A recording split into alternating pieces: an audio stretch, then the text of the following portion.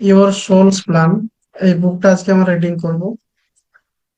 So শ্রদ্ধায় খুবই প্রয়োজন। যিনারা PSSM ত্রিপুরা এই অনলাইন প্ল্যাটফর্মে জয়েন হয়ে নিজেদের স্পিরিচুয়াল গ্রোথ করতে চান, সম্পূর্ণ ফ্রিতে, সকাল 5টা থেকে 6টা পর্যন্ত এবং রাত্রি 8:30 থেকে 10টা পর্যন্ত ধ্যানের প্রোগ্রাম হয়ে থাকে। বিভিন্ন মাস্টাররা থাকে, আমাদের হচ্ছে যে সমস্যা এবং আমাদের প্রবলেম নিয়ে কথা বলে, আলোচনা হয়। তাছাড়া 2 ঘন্টা ধ্যান হয়, সকালে 1 ঘন্টা এবং রাত্রিতে 1 ঘন্টা। আপনারা আমার এই ভিডিও দেখার পরে যারা ইন্টারেস্টেড থাকবেন ধ্যানের মাধ্যমে, আনাপানাসতি ধ্যান, যেটা হচ্ছে পত্রিজি স্যার পুনরুদ্ধার করেছেন আজ থেকে 2600 বছর আগে, গৌতম বুদ্ধ, উনি এই ধ্যান করে এনলাইনমেন্ট হয়েছিলেন। তো সেই ধ্যান, সেই অরিজিনাল ধ্যান যেনারা শিখে নিজেদের লাইফের হেলথ, ওয়েলথ, ক্যারিয়ার, রিলেশনশিপ, স্পিরিচুয়ালিটিতে 10x পরিমাণ গ্রো করতে চান, আমার ডেসক্রিপশন বক্সে দেওয়া কন্ট্যাক্ট নাম্বারে মেসেজ বা ফোন করবেন। আমরা আপনাকে লিংক প্রদান করব অনলাইন সেশনের জন্য। তো চলুন আজকে শ্রদ্ধায় প্রোগ্রামে আপনাদের সুস্বাগতম জানিয়ে আমি ইওর সোলস প্ল্যান এই বুকটি রিডিং করতে যাচ্ছি। তো চলুন আমি পড়ে শোনাচ্ছি। ইওর সোলস প্ল্যান বইটি রবার্ট সোয়ার্জের লেখা একটি বই। এটি জীবনের চ্যালেঞ্জগুলোর গভীর উদ্দেশ্য, আত্মার পূর্ব জন্ম পূর্বজন্ম পরিকল্পনা সম্পর্কে আলোচনা করা হয়েছে এই বইটাতে। লেখক এই বইতে ব্যাখ্যা করেছেন যে আমাদের আত্মা, সোল বা আত্মা, পৃথিবীতে জন্মগ্রহণের আগে জীবনের বিভিন্ন চ্যালেঞ্জ এবং অভিজ্ঞতা পরিকল্পনা করে আসে। আমরা যে পৃথিবীতে এসেছি, আসার আগে আমরা সোল প্ল্যান করে এসেছি যে পৃথিবীতে এসে কি কি লার্নিং নেব, সেই অনুপাতে সেই ফ্যামিলি, সেই ফ্রেন্ড, সেই জব, সেই ব্যবসা, সেরকম বডি, সেরকম অল থিংস আমরা নির্বাচন করে সিলেক্ট করে এসেছি আমাদের গাইডেন্স অ্যাঞ্জেলসদের মাধ্যমে। So, এই বইটি আমাদের জীবনের কষ্ট এবং সমস্যাগুলোকে আত্মার বিকাশের জন্য একটি অনুঘটক হিসেবে দেখতে শেখায় এবং আমাদের জীবনের উদ্দেশ্যকে নতুন দৃষ্টিভঙ্গিতে গ্রহণ করতে উৎসাহিত করেন। এই নির্বাচিত অংশটি রবার্ট সোয়ার্জের ইওর সোল প্ল্যান বইটির একটি সংক্ষিপ্ত বিবরণ প্রদান করেন। বইটি পূর্বজন্ম পরিকল্পনার ধারণা নিয়ে আলোচনা করা হয়েছে এই বইটিতে বা করে, যেখানে বলা হয়েছে যে আমাদের আত্মা ইচ্ছাকৃতভাবে জীবনের বিভিন্ন চ্যালেঞ্জ এবং অভিজ্ঞতা পরিকল্পনা করে, যা ব্যক্তিগত বিকাশ এবং শিক্ষার জন্য সহায়ক। বাস্তব জীবনের কেস স্টাডি এবং ব্যক্তিদের উচ্চতর আত্মা ও আত্মিক গাইডদের সাথে সংলাপের মাধ্যমে, যে সমস্ত উন্নত আত্মা রয়েছে তাদের সঙ্গে সংলাপের মাধ্যমে সোয়ার্জ একটি রূপান্তরকারী দৃষ্টিভঙ্গি উপস্থাপন করেছেন, যা কষ্টকে আত্মার বিকাশের একটি মাধ্যম হিসেবে পুনর্নির্মাণ করেন। এই বইটি পাঠকদের শান্তি, নিরাময় এবং তাদের জীবনের অভিজ্ঞতার উদ্দেশ্যপূর্ণ নকশার প্রতি গভীর কৃতজ্ঞতা খুঁজে পেতে সাহায্য করার লক্ষ্য রাখে। সারসংক্ষেপ সূচিপত্রে দেখুন কি কি আছে। 1 নম্বরে অধ্যায় রয়েছে জন্মের পূর্ব পরিকল্পনা। 2 নম্বর অধ্যায়ে আমরা পড়বো শারীরিক অসুস্থতা। 3 নম্বরে আমরা পড়বো প্রতিবন্ধী সন্তান লালন পালন। 4 নম্বরে বধিরতা ও অন্ধত্ব।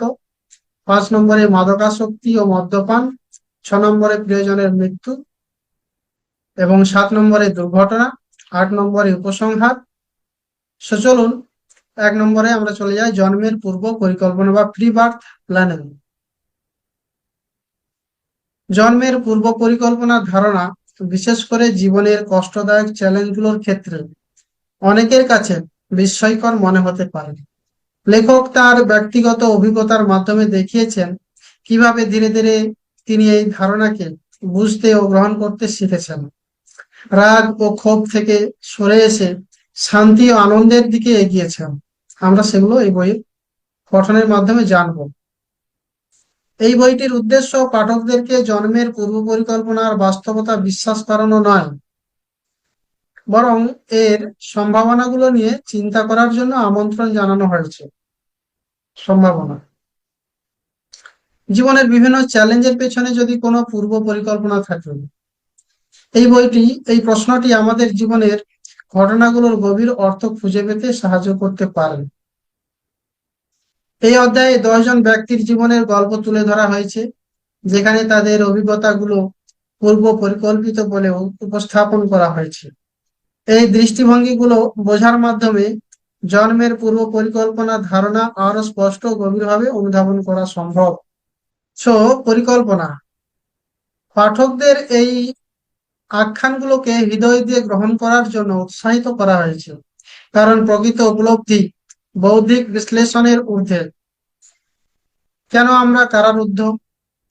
জন্ম পূর্ব পরিকল্পনার মধ্যে ব্যাপক সিদ্ধান্ত অন্তর্ভুক্ত থাকে, যার মধ্যে রয়েছে পিতামাতা নির্বাচন করা, সম্পর্ক এবং জীবনের অভিজ্ঞতা সঞ্চয় ইত্যাদি নিয়ে। নির্দিষ্ট কিছু ব্যক্তি বা পরিস্থিতি সম্পর্কে পরিচিত অনুভূতিগুলো প্রায়শই এই জন্মপূর্ব আলোচনা থেকেই উদ্ভূত হয়। পার্থিব জগতে প্রবেশ করার পর আত্মারা তাদের প্রকৃত স্বরূপ ভুলে যায়। সোল পৃথিবীতে আসার পরে সে তার নিজেকে ভুলে যায়, আগের জন্মের বা আগে কোথায় ছিল এ সমস্ত বৃত্তান্ত ভুলে যায়। আমরাও ভুলে গেছি, আপনারাও ভুলে গেছেন। এই প্রক্রিয়াটি পর্দার আড়ালে বলে বর্ণনা করা হয়। এই বিস্মৃতি সুযোগ করে দেয় আপনার আত্মজ্ঞান, সেলফ রিয়েলাইজেশনের পথকে উন্মোচন করার জন্য। দ্বৈততায় পূর্ণ পৃথিবীতে অস্তিত্ব নানা প্রতিকূলতার অভিজ্ঞতার মধ্য দিয়ে আত্মাকে ভালোবাসার মর্ম উপলব্ধি করতে শেখায়। মস্তিষ্ক থেকে হৃদয়ে পৌঁছানোর এই যাত্রা অত্যাবশ্যক, এবং এই কাহিনীগুলোর আধ্যাত্মিক তাৎপর্য অনুধাবনের জন্য সহানুভূতি মূল চাবিকাঠি।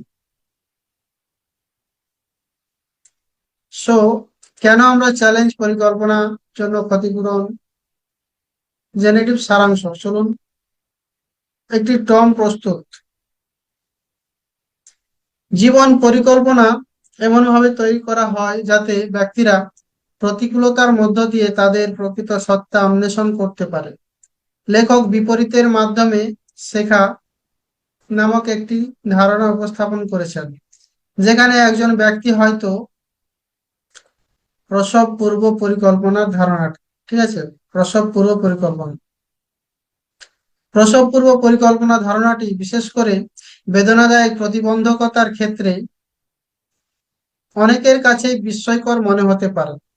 লেখক এই ধারণাটিকে ধীরে ধীরে বোঝা এবং গ্রহণ করার এক ব্যক্তিগত যাত্রার কথা বলেছেন, যেখানে তিনি ক্রোধ ও বিরক্তি থেকে শান্তি ও আনন্দের দিকে সরে এসেছেন। এই বইটির উদ্দেশ্য পাঠকদের প্রসব পূর্ব পরিকল্পনার বাস্তবতা সম্পর্কে বোঝানো নয়, বরং এর সম্ভাবনাগুলো বিবেচনা করার জন্য আমন্ত্রণ জানানো। প্রসব পূর্ব পরিকল্পনা নিয়ে প্রশ্ন তুললে তা জীবনের প্রতিবন্ধকতাগুলোকে আরো গভীর অর্থ দিতে পারে। এই অধ্যায়ে 10 জন ব্যক্তির গল্প তুলে ধরা হয়েছে, যেখানে তাদের পরিকল্পিত অভিজ্ঞতাগুলো তুলে ধরা হয়েছে। এর থেকে বোঝা যায় যে এই দৃষ্টিভঙ্গিগুলো উপলব্ধি করা প্রসব পূর্ব পরিকল্পনা সম্পর্কে আমাদের বোঝাপড়াকে আরো উন্নত করতে পারে।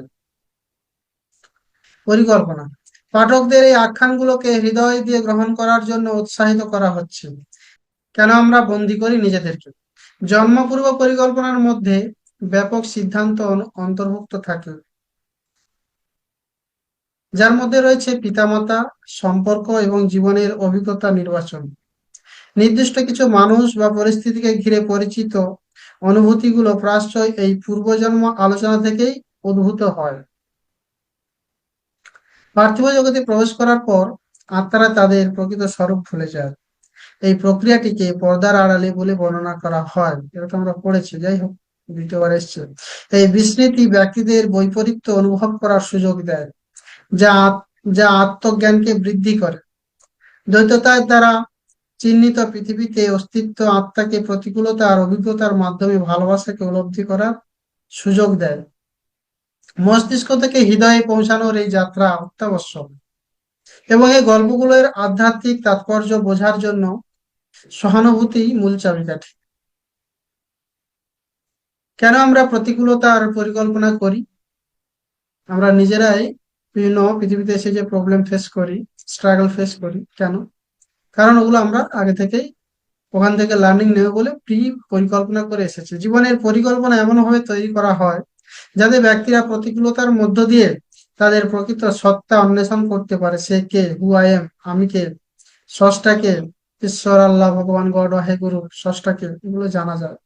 লেখক বিপরীতের মাধ্যমে শেখা নামক একটি ধারণা উপস্থাপন করেছেন, যেখানে একজন ব্যক্তি করুণার মতো কোনো গুণের অভাব অনুভব করলে সেটিকে আরো গভীরভাবে উপলব্ধি করা যায়। করুণা, দয়া, প্রতিবন্ধকতাগুলো অনুধাবন করলে নিজের আত্মার পরিচয় স্মরণ করা যায়, যার ফলে দুঃখ লাঘব হয়। প্রতিবন্ধকতাগুলো অনুধাবন করলে নিজের আত্মার পরিচয় স্মরণ করা যায়, যার ফলে দুঃখ লাঘব হয়। আরোগ্যকারী শক্তি ব্যক্তি বিশেষকে সংযুক্ত করে, যা দেখায় কিভাবে ব্যক্তিগত বিকাশ অন্যদের উপকার করতে পারে। প্রত্যেক ব্যক্তির শক্তিগত প্রভাব পৃথিবীতে এবং আধ্যাত্মিক জগতে উভয় ক্ষেত্রে বিকিরিত হয়, যা সকল সত্তার আন্তঃসংযুক্ততাকে তুলে ধরে। লেখক একত্ব ও বিচ্ছেদের মূল ধারণাগুলো অন্বেষণ করেছেন এবং ব্যাখ্যা করেছেন যে অতীতের শক্তি নিরাময় এবং কর্মফলের ভারসাম্য রক্ষার মতো উদ্দেশ্যে প্রতিবন্ধকতাগুলো বেছে নেওয়া হয়। জীবনের কঠিন পরিস্থিতিগুলো প্রায়শই শান্তি হিসেবে নয়, সরি, শাস্তি হিসেবে নয়, বরং বিকাশের সুযোগ হিসেবেই উদ্ভূত হয়। আমাদের লাইফে যে স্ট্রাগল আছে, বিভিন্ন প্রবলেম ফেস করি, হ্যাঁ, আমরা মনে করি এগুলো এমনি এমনি আসে বা আমাদের ভুলের কারণে আসে। কেন? কারণ ওগুলো আমাদেরকে শেখাতে আসে, আমাদেরকে আরো উন্নত করতে আসে, আমাদেরকে মুক্তির পথে এগিয়ে নিয়ে যায়। সোল ডিফারেন্ট টাইপস অফ অ্যাক্টিভিটির মধ্য দিয়ে সে কি করে, জ্ঞান আহরণ করে। উপসংহারে বলি, পরিশেষে জন্মপূর্ব পরিকল্পনার মূল বিষয়বস্তু হলো ভালোবাসা। কি হলো? জন্মপূর্ব পরিকল্পনার মূল বিষয়বস্তু হলো লাভ বা ভালোবাসা। পরিকল্পিত জীবনের প্রতিবন্ধকতাগুলো ভালোবাসা, করুণা এবং সহমর্মিতার উপলব্ধি ও প্রকাশকে উন্নত করতে সাহায্য করে। এই অভিজ্ঞতাগুলোর মাধ্যমে আমরা আমাদের প্রকৃত সত্তা আবিষ্কার করি এবং আমাদের ভেতরের আলোকে বিকশিত করি, যা আমাদের ভেতরের ভালোবাসার সারমর্মকে মূর্ত করে তোলে। এই উদ্ঘাটনটি ভৌত জগতে আমাদের অস্তিত্বের কারণ নির্দেশ করে। সমালোচনামূলক চিন্তা ভাবনা। মূল বিষয়, জন্মপূর্ব পরিকল্পনার ধারণাটি জীবনের প্রতিবন্ধকতাগুলোকে বিকাশের জন্য ইচ্ছাকৃত পছন্দ হিসেবে বিবেচনা করার জন্য ভাবনার উদ্রেক করেন। সমালোচনামূলক ব্যাখ্যা। সারসংক্ষেপে উপস্থাপিত এই মূল বিষয়টি পাঠকদের এই সম্ভাবনাটি নিয়ে ভাবতে উৎসাহিত করে যে জীবনের প্রতিকূলতাগুলো হলো জন্মের পূর্বে করা পূর্ব নির্ধারিত চুক্তি, যার লক্ষ্য হলো ব্যক্তিগত বিকাশ এবং আত্মার বিবর্তন। আমি এতক্ষণ যা পড়লাম তার সারমর্ম আমি নিজের ভাষায় একটু আপনাদের বলি, বুঝতে সুবিধা হবে। সেটা হলো, আমরা প্রতিটা মানুষ পৃথিবীতে আসি, জন্মের পূর্বেই আমরা আমাদের এই লাইফের কি পরিকল্পনা, এখান থেকে কি আমরা শিখবো, যা কিছু এভরিথিং আমাদের 50, 60, 70 বছর, 80 বছর জীবনে যা কিছু আমরা অভিজ্ঞতা সঞ্চয় করি, সব ঘটনাগুলো আমরা আগে থেকেই সিলেক্ট করে প্ল্যান করে নিজের গল্প নিজে রচনা করে তারপরে মায়ের গর্ভে এসে পৃথিবীতে এসেছি। এখান থেকে আমরা কি শিখবো? এখান থেকে আমরা শিখবো ভালোবাসা, মেইনলি হচ্ছে ভালোবাসা। সোল বারবার জন্ম নিয়ে সে ডেভেলপ করবে এবং শিখবে ভালোবাসা। এক জন্মে যদি সে না শিখতে পারে, আবার একবার জন্ম নেবে, আবার একবার জন্ম নেবে। এইভাবে সে নিজেকে ডেভেলপ করার জন্য পৃথিবীতে আসে। পৃথিবীতে হলো একটা একটা স্কুল বা মাদ্রাসা স্বরূপ। তবে একজনকে অবশ্যই সতর্ক থাকতে হবে, কারণ এই ধারণাটা সর্বজনীনভাবে গ্রহণযোগ্য নয়, যা এর বৈধতা এবং সকল অভিজ্ঞতার ক্ষেত্রে এর প্রযোজ্যতা নিয়ে প্রশ্ন তোলেন। সমালোচকরা যুক্তি দিতে পারেন, যেমনটি ডেভিড রেডিসের দ্য মিথ অফ চয়েস, কার লেখা? ডেভিড রেডিসের দ্য স্মিথ অফ চয়েস এর মতো রচনায় উপস্থাপিত হয়েছে, যা মানুষের অভিজ্ঞতায় ব্যক্তিগত স্বকীয়তা এবং নিয়তিবাদের জটিলতাগুলো পরীক্ষা করে, যে প্রতিবন্ধকতাগুলোকে শুধুমাত্র পূর্ব নির্ধারিত পরিকল্পনার ফল হিসেবে বিবেচনা করলে জীবনের বিশৃঙ্খল এবং প্রায়শই অন্যায্য প্রকৃতিকে উপেক্ষা করা হতে পারে, যেখানে পরিবেশ, সুযোগ এবং সম্পর্কের মতো উপাদানগুলো আমাদের জীবন গঠনে একটি গুরুত্বপূর্ণ ভূমিকা পালন করে। সুতরাং সোয়ার্জ একটি স্বস্তিদায়ক আখ্যান উপস্থাপন করলেও তা পাঠকদেরকে তাদের নিজেদের অভিজ্ঞতার বাস্তবতার নিরিখে এই ধারণাগুলোকে সমালোচনামূলকভাবে মূল্যায়ন করতে উৎসাহিত করে। অধ্যায় 2, শারীরিক অসুস্থতা, বিভাগ সারাংশ। শারীরিক অসুস্থতার সংক্ষিপ্ত বিবরণ। জীবনের একটি চ্যালেঞ্জ হিসেবে অসুস্থতা। এই অধ্যায়ে এইচআইভি এইডস কে একটি ভীতিকর অসুস্থতা হিসেবে আলোচনা করা হয়েছে। এই ধারণার উপর আলোকপাত করে যে আত্মারা আবেগিক মানে যারা আবেগে আপ্লুত হয় এবং সম্পর্কগত বিকাশের জন্য দেহ ধারণের পূর্বে শারীরিক অসুস্থতাকে বেছে নিতে পারে। যে সমস্ত সোল যারা হচ্ছে আবেগপ্রবণ, তারা কি করে? এই সমস্ত রোগগুলোকে বেছে নেয়, যে আমরা এই রোগে আক্রান্ত হবো পৃথিবীতে যাওয়ার পরে। রোগগুলোর নাম দেওয়া হয়েছে ক্যান্সার, এইচআইভি, এইডস ইত্যাদি ইত্যাদি মারণ রোগ। তো জন এলমোরের গল্প, তাহলে এখানে মূল বিষয় হলো কিন্তু সে কি শিখবে? সে শিখবে আবেগ। আবেগ, যারা আবেগ শিখতে চায়, আবেগ কি জিনিস সেটা শিখতে চায়, সেটার জন্য তারা এই রোগে আক্রান্ত হবে। আমরা বিভিন্ন সিনেমায় বা এতে দেখেছি যারা অ্যাকচুয়ালি এই সমস্ত রোগে আক্রান্ত হয় তারা ইমোশনাল হয় খুব। সে সমস্ত পেশেন্ট বা সে সমস্ত ক্যারেক্টার গুলো খুব ইমোশনাল হয়, আবেগপ্রবণ হয়। জন এলমোরের গল্প জনের এইডস নির্ণয়, তার অসহিষ্ণু লালন পালন থেকে উদ্ভূত লজ্জার বিষয়গুলো প্রকাশ করে। তো এখানে এই আবেগিক বলতে একটা সিনেমার কথা মনে পড়ে গেল। ঠিক, তো এরকম অনেক সিনেমা আছে। জন এলমোরের গল্প জনের এইডস নির্ণয়, তার অসহিষ্ণু লালন পালন থেকে উদ্ভূত লজ্জার বিষয়গুলো প্রকাশ করে, যা প্রত্যাখ্যান এবং অন্তর্মুখী লজ্জার দিকে পরিচালিত করে, কিন্তু অবশেষে আত্মমর্যাদার এক রূপান্তরমূলক জাগরণ ঘটায়। জন এলমোরের গল্প জনের এইডস নির্ণয়, তার অসহিষ্ণু লালন পালন থেকে উদ্ভূত লজ্জার বিষয়গুলো প্রকাশ করে, যা প্রত্যাখ্যান এবং অন্তর্মুখী লজ্জার দিকে পরিচালিত করে, কিন্তু অবশেষে আত্মমর্যাদার এবং এক রূপান্তরমূলক জাগরণ ঘটায়। এটাই আমাদের লার্নিং। গ্লেনা ডিস্ট্রিচের সাথে জনের সেশন।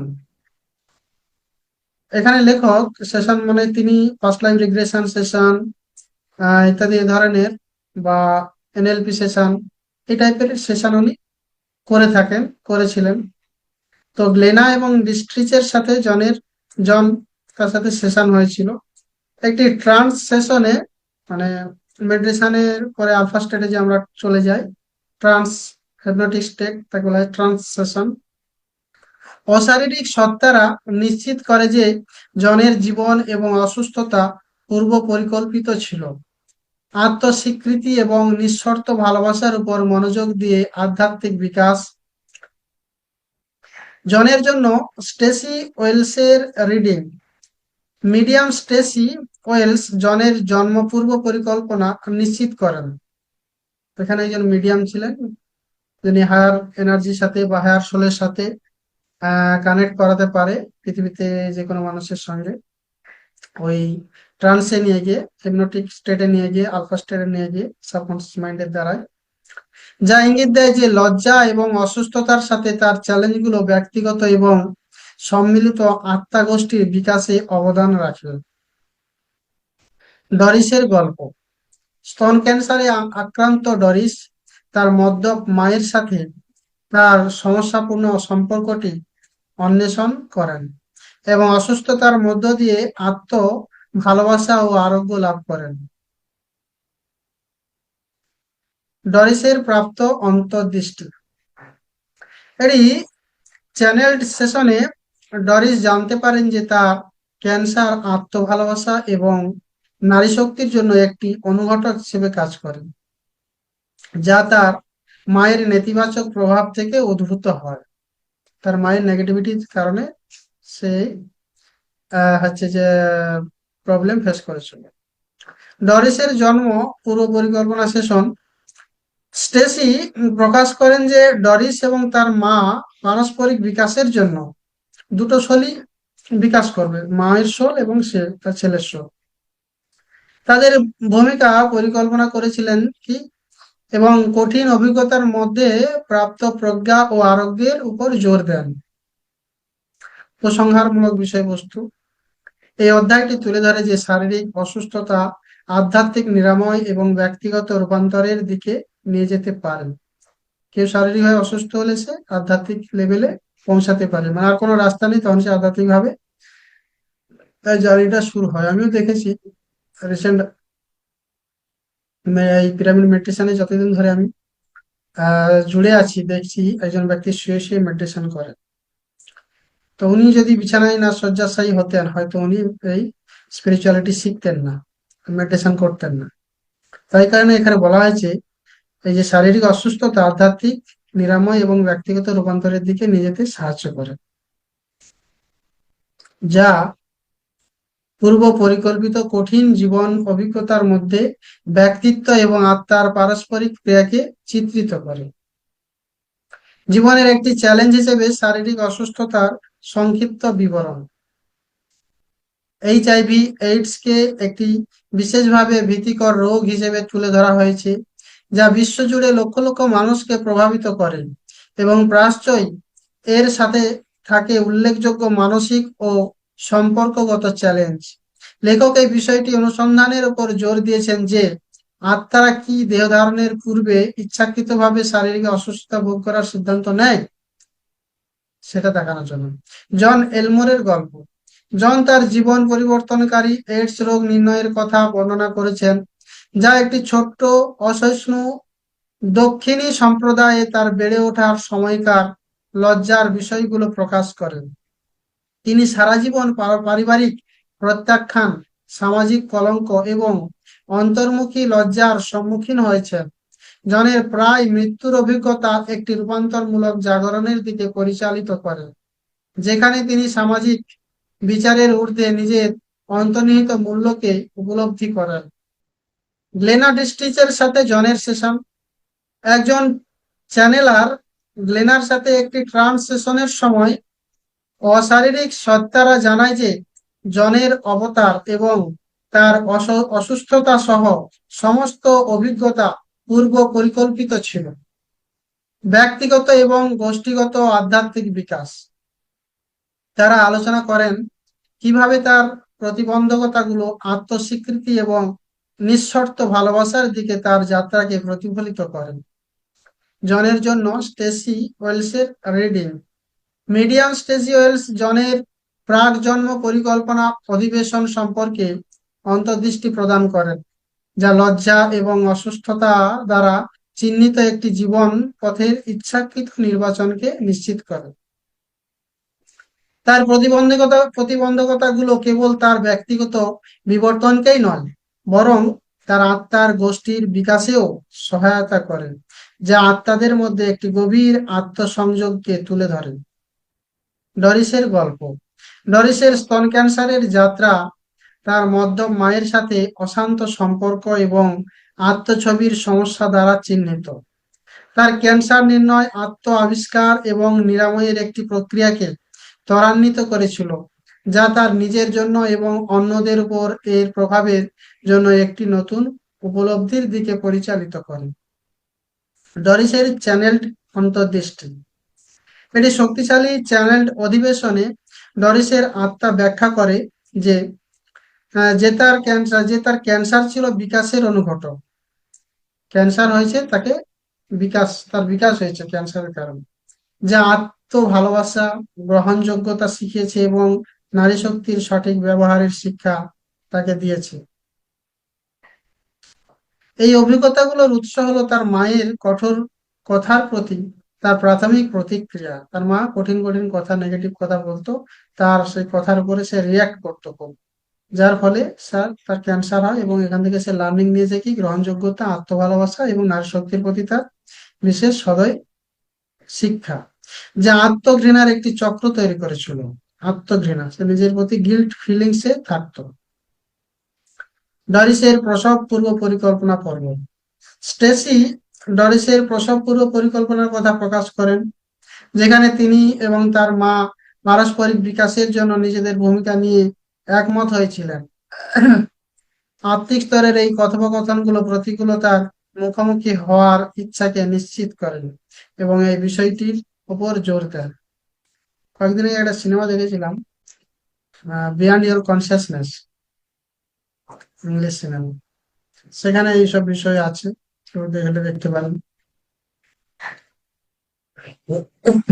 এবং এই বিষয়টির উপর জোর দেয় যে আপাত দৃষ্টিতে নেতিবাচক অভিজ্ঞতাগুলোর মধ্যেও গভীর প্রজ্ঞা এবং নিরাময়ের সম্ভাবনা নিহিত রয়েছে।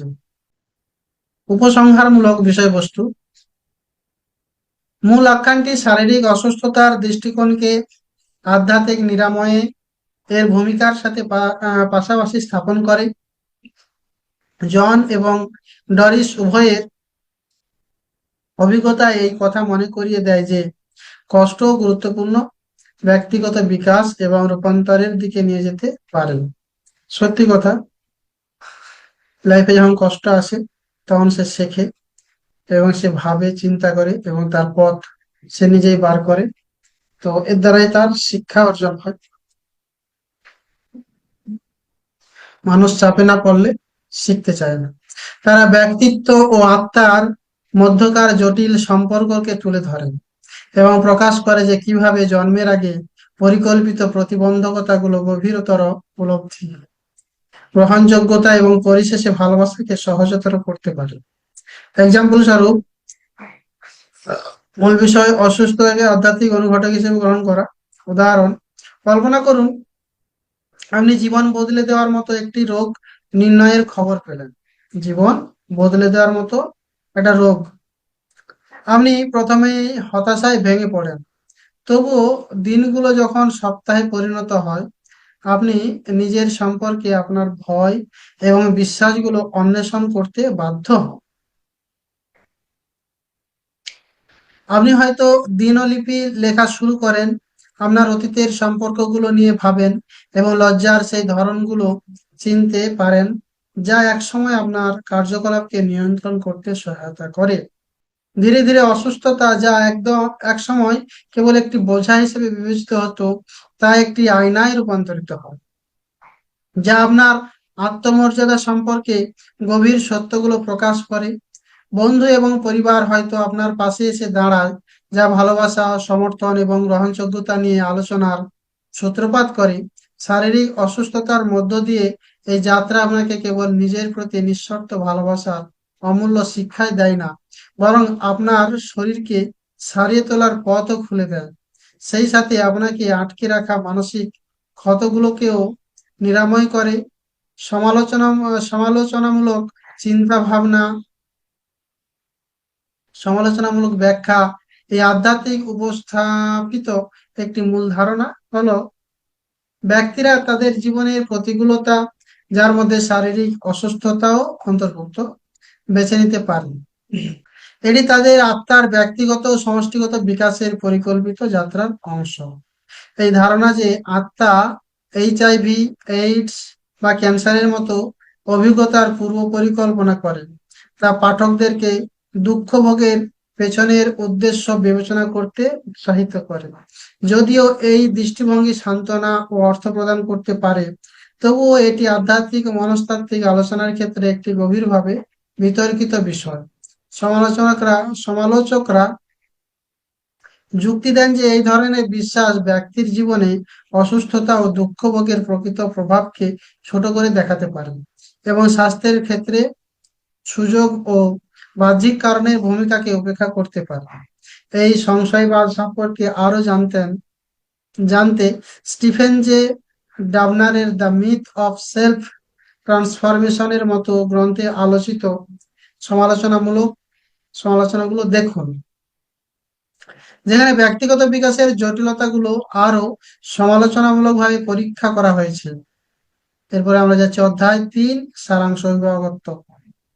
প্রতিবন্ধী শিশু বিভাগ, সারাংশ অভিভাবকত্ব। প্রতিবন্ধী শিশুদের বাবা মায়েরা গভীর শোক ও ক্রোধের সম্মুখীন হন। যে সমস্ত বাবা মা তারা প্রতিবন্ধ ছেলে রয়েছে বা মেয়ে রয়েছে, তারা খুব গভীর শোকের মধ্যে থাকে, নিজেদের এবং মহাবিশ্বকে প্রশ্নবিদ্ধ করেন এবং একই সাথে তাদের সন্তানদের প্রতিবন্ধকতাগুলো যে শিক্ষা দেয় তা অন্বেষণ করেন। জেনিফার স্টিয়ার্টের গল্প। জেনিফার 3 সন্তানের মা। তার 2 প্রতিবন্ধী সন্তান রায়ান এবং ব্র্যাডলির অভিভাবকত্বের অভিজ্ঞতা নিয়ে আলোচনা করেন। তাদের অনন্য ক্ষমতা, মানসিক চাপ এবং ধৈর্য ও সামাজিকতার গুরুত্ব তুলে ধরেন। তিনি তার সন্তানদের প্রতিবন্ধকতার মধ্যে একটি গভীরতর উদ্দেশ্য খুঁজে পান। জেনিফারের সেশন কার্বি মিডলেইডের সাথে মাধ্যম করবি মিডলেইড পূর্বজন্মের সংযোগ নিয়ে আলোচনা করেন, প্রকাশ করেন যে রায়ান এবং ব্র্যাডলি তাদের প্রতিবন্ধকতাগুলোকে প্রতিবন্ধকতাকে যোগাযোগের বিষয়ে জীবনের শিক্ষা হিসেবে বেছে নিয়েছিল, যা জেনিফারের পূর্বজন্মের অভিজ্ঞতার সাথে সম্পর্কিত। সেশনটি শাস্তির পরিবর্তে বিকাশের সুযোগের উপর জোর দেয়। স্ট্যাসি ওয়েলসের জেনিফারের জন্য পাঠ। মাদাম স্ট্যাসি ওয়েলস ব্র্যাডলির মা হিসেবে জেনিফারের পূর্ববর্তী ভূমিকা নিশ্চিত করেছেন, যা ইঙ্গিত করে যে তার সন্তানদের মুখোমুখি হওয়া প্রতিবন্ধকতাগুলো তার আধ্যাত্মিক বিকাশ এবং যোগাযোগের দক্ষতার জন্য গভীর শিক্ষার সুযোগ করে দেয়। উপসংহার। অধ্যায়টি এই সিদ্ধান্তে উপনীত হয় যে প্রতিবন্ধী শিশুদের অভিভাবকত্বের যাত্রায় পারস্পরিক বিকাশ এবং বোঝাপড়া জড়িত। এই অভিজ্ঞতাগুলো সহনশীল করে মানুষকে, সহানুভূতিশীল করে এবং আধ্যাত্মিক বিবর্তনের জন্য পবিত্র সুযোগ, যা এই সম্পর্কগুলোর গভীর প্রভাবকে তুলে ধরে। প্রতিবন্ধী শিশুদের অভিভাবকত্ব। একজন প্রতিবন্ধী সন্তানের অভিভাবকত্ব জীবনের সবচেয়ে হৃদয় বিদারক চ্যালেঞ্জগুলোর মধ্যে একটি হতে পারে। যখন তাদের সন্তান এই ধরনের সমস্যার সম্মুখীন হয়, তখন বাবা মায়ের প্রায়শই গভীর শোক এবং ক্রোধ অনুভব করেন। ঈশ্বর, আল্লাহ, ভগবান গড সেই মহাবিশ্বকে প্রশ্নবিদ্ধ করেন এবং জিনগত ব্যর্থতার জন্য নিজেদের বা তাদের সঙ্গীদের দোষারোপ করেন। এই চ্যালেঞ্জগুলো অন্বেষণ করতে গিয়ে আত্মার এই ধরনের অভিজ্ঞতার পরিকল্পনা এবং এর মাধ্যমে অর্জিত শিক্ষা সম্পর্কে নতুন প্রশ্ন উঠে আসে। জেনিফার স্টুয়ার্টের গল্প। জেনিফার স্টুয়ার্ট 3 সন্তানের মা হিসেবে তার জীবনের যাত্রার কথা তুলে ধরেছেন, যাদের মধ্যে 2জনের প্রতিবন্ধকতা রয়েছে। রায়ান, যে অ্যাসপারগাস সিন্ড্রোম, বাইপোলার ডিসঅর্ডার এবং এডিডি তে ভুগছেন, এবং ব্র্যাডলি, যে গুরুতর অটিজমে আক্রান্ত এবং আইনত দৃষ্টিহীন। অ্যাসপারগাস সিন্ড্রোম, বাইপোলার ডিসঅর্ডার এবং এডিডি তে ভুগছেন এবং ব্র্যাডলি, যে গুরুতর অটিজমে আক্রান্ত এবং আইনত দৃষ্টিহীন। হলো অ্যাসপারগাস সিন্ড্রোম হলো একটি নিউরো